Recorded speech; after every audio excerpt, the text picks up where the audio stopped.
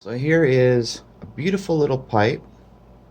It's got a bit of a knot in it here.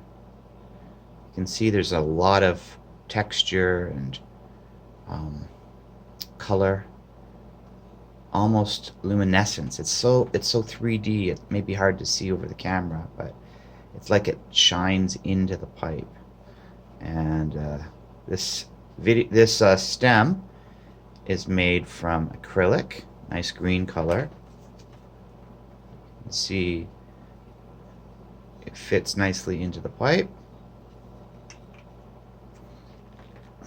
This is one of the most recent pipes I've made. I think I'm getting better and better at it.